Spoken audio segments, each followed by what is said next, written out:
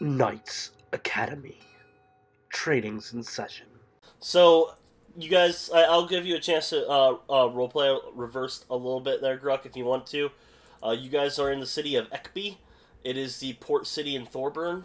It is a very small patch of flat land surrounded by massive mountains on every which side. The city actually goes up into the mountainside, carved a little bit. Two things you probably should know since you weren't here last week. Number one, I talked to the captain when we went and made port in Rafa. Okay, sure. He went and talked to a cleric about getting a removed curse. At least that's what he told us. Ekeby. That was here. Yeah. Ekeby? Okay. And then he picked up 4 new passengers. No. He picked up, 4 passengers plus their guard detail. Okay, yeah, 4 passengers plus their guard detail, and I'm fairly certain that these passengers know the captain, but the captain doesn't know the passengers, so I'm going to keep a weather eye on them. Anything in particular that gave you that impression? The way that the one guy was talking to him at the bar. I was going to say that and a 14 insight. Yeah, the captain didn't seem to know them at all. He was approached by several different people trying to find passage, and they were talking to him with an air of familiarity, where he just did not seem to know them. Any particular demeanor when they spoke to him, like maybe an acquaintance that he's forgotten simply because of the sheer number of faces that he sees, and like they were friendly at the time, or something else? Matt?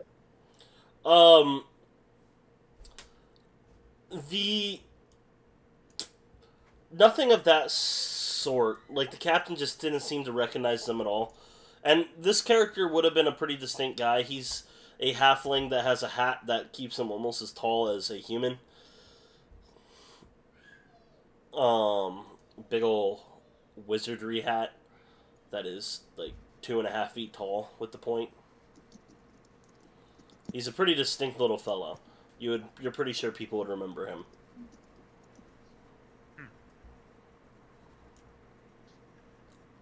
Doki doki. So, they are coming aboard. You'll have a chance to meet them as they're coming on board. They are very easily, you can tell they are some of the more highly educated people from Thorburn. And all 4 of the main ones, which 3 of them are younger. They're in their early 20s. The 4th one appears to be in his mid-30s and is sticking very close to the halfling. He is the personal bodyguard of the halfling. And you can tell that all of them, all 4 of those people, have studied in the arcane arts. In fact, you're pretty sure that the main 3, 2 females and the little halfling, are currently arcane academics. Currently studying in an arcane college.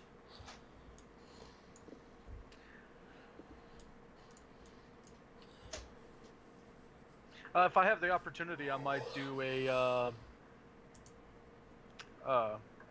detect magic, like from across the ship or something, to see if they have magical items on them, or if they do, what they are.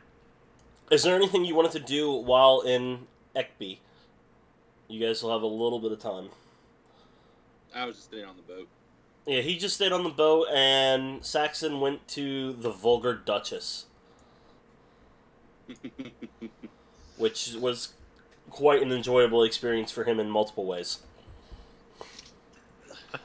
I think in this case I probably just as well stay on the ship. Okay. I don't think I really have anything that I could buy or sell at this point anyway. So you guys, I could, but I don't want it. The downside to them coming aboard is all but one of you will have to give up a room, and Saxon called dibs. Yeah, it's fine with me. Alright, so you guys will be staying in either on the ship top or in the cargo hold using hammocks, basically. Or you can all crash in one room, but Saxon didn't like that idea. Oh, can I ask Captain Bjorn if I can take a shift in the crow's nest after we set sail? Very well. Oh, Matt, Yes. when he can, Warwick's going to move the book out of the room I'm currently staying in. Okay. He'll have plenty of opportunities to move it. I don't really care where he puts it in because then, it's a lot harder to interrogate me. But I don't want it to be found in the room I'm sleeping. Makes sense.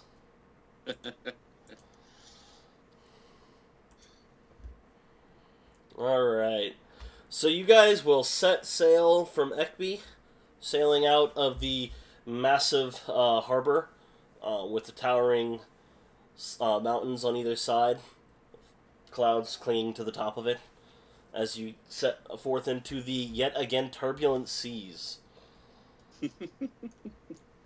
So, another round of fortitude or Constitution saving throws.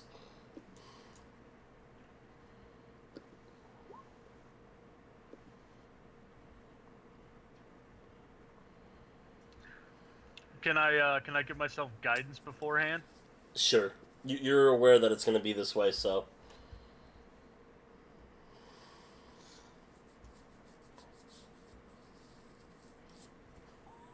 Not that you need it. Ironclad Constitution right there. Actually, you're all fine. Vol, you feel a little wheezy again, but it's still, you're able to keep it down. With that, you'll note that the others, the new passengers, are fairly used to it, it seems. They don't seem affected at all. Like they've been here before. Like they've been here before. Are they below deck or above deck? They are currently above deck, on just kind of watching what's going on as you're leaving the harbor, because it is quite a sight to see.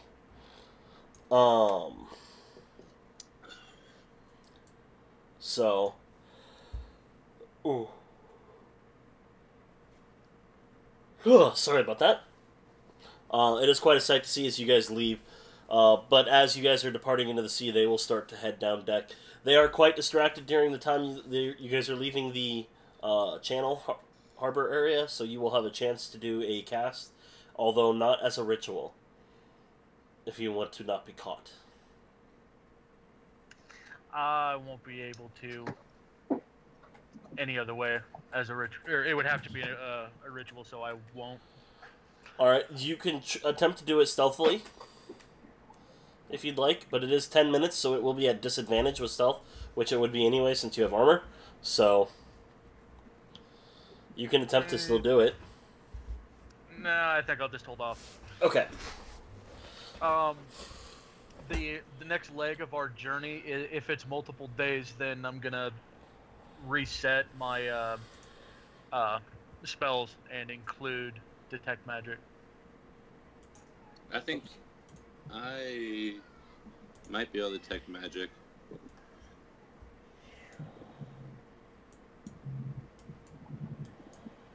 Let's see. It's not on my thing.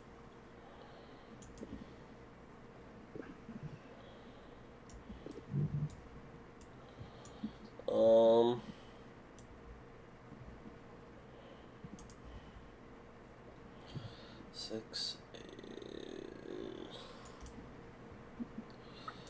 You're looking at 20 days or so at sea to get back down. Okay, then basically if I don't see a good opportunity, like each day when preferably they're all going to be above deck at the time, and I would prefer to be in the crow's nest when they are above deck, but I'll wait multiple days to try to get that opportunity until it gets about halfway, and then I might try to force it. I'm gonna roll 5 at a time. Actually, the second day at sea, you will have that opportunity. while you're in the crow's nest. Nice. So, it aptly worked out for you. Oh man, I might have to go down and grab a Mountain Dew. So you will be able to detect magic. They do have minor magic things on them. If it looks more like enchantments, you wouldn't guess actual magic items. Although they do all have either spell books or arcane focuses or some type of magical trinket like that. That's not directly a magic item, but is technically. Would I be able to do an arcane check on the enchanted items and not the spell books or focuses? Yeah. Well, yeah, go ahead.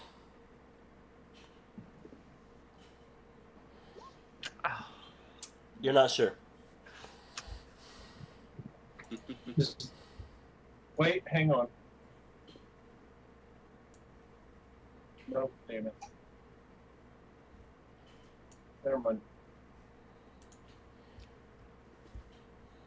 I was gonna see if I had inspiration to give him.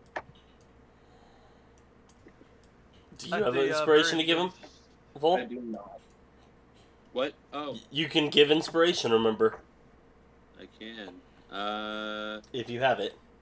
I do have it. Actually, I technically have 2, but I gave one to Warwick. Yeah, Warwick has one to give. Warwick is gonna save that for something way more epic. Warwick's never giving it away.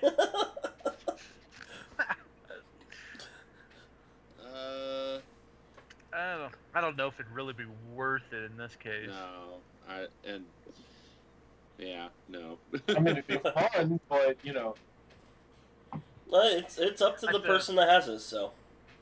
At the very least, I would relay to everybody that they do have magic items on them. But as far as I can tell, it's nothing out of the ordinary for people that have the ability to cast. From your detect magic, though, without even casting or without trying an arcane check, you're fairly certain that all but the one plate mail has mage armor cast, for example. It's probably just part of their morning routine, wake up, cast mage armor. So, stuff like that. Right. Okay. Hi, Chloe. Hello, sweetheart. You want to say hi? Okay. Hi, Chloe. I'm saying hi to everyone there. Yeah. Alright, so back to the game then. So 2 days into it, you'll see that. It'll be... Chloe, shh.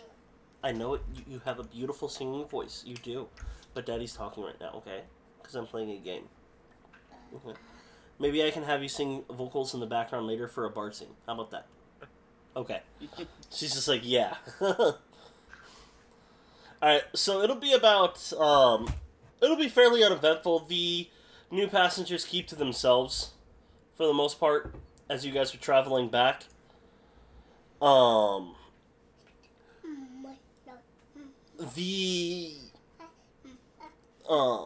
Everything seems to go fairly normal. As you guys round the corner, at Zaglon, just after Anchi, you guys, which is right about here, the seas calm down as you come around the corner to go down to the God's Isle. It'll be another 4 days after that, and you guys will see the God's Isle on the horizon. You can actually see it coming in.